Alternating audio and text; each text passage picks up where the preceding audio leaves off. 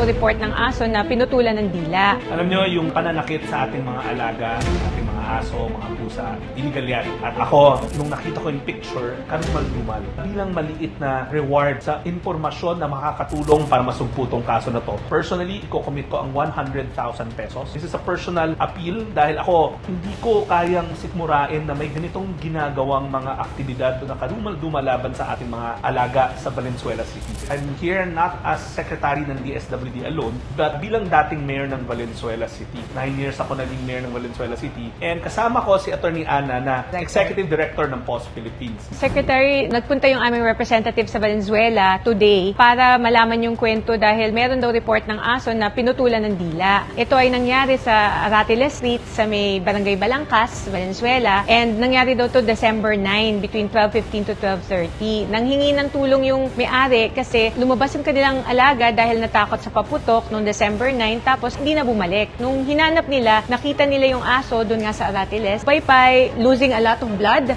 Tapos nandun po yung severed na tongue, yung pong pinutol. May mga graphic photos po kami and nakakabahala talaga. And sabi namin, sino ba ang kakasuhan? Wala daw makapagsabi, wala daw witnesses. So, doon po kami humingi ng tulong.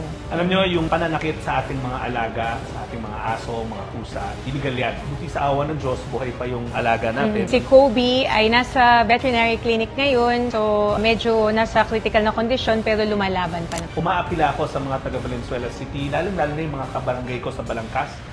Kung meron kayong impormasyon tungkol dun sa kwento ni Attorney Ana, sana ipag-alam nyo kaagad. Mag-comment kayo o mag-private message kayo sa Facebook account ng POS Philippines at kami mag-uusap. At bilang maliit na reward sa impormasyon na makakatulong para masugpo tong kaso na to, personally, iko-commit ko ang 100,000 pesos. Sana mag-report kayo ng accurate at kung magamit namin yung impormasyon na yon para litisin yung kaso na to, para mahuli yung gumawa ng kaso na to, matatanggap yung reward na yun. This is a personal appeal dahil ako, hindi ko kayang sikmurain na may ganitong ginagawang mga aktibidad na karumal-dumal laban sa ating mga alaga sa Valenzuela City. This is not how Valenzuelanos are. This is not how our values are. Tayo sa lungsod natin, we value every single life.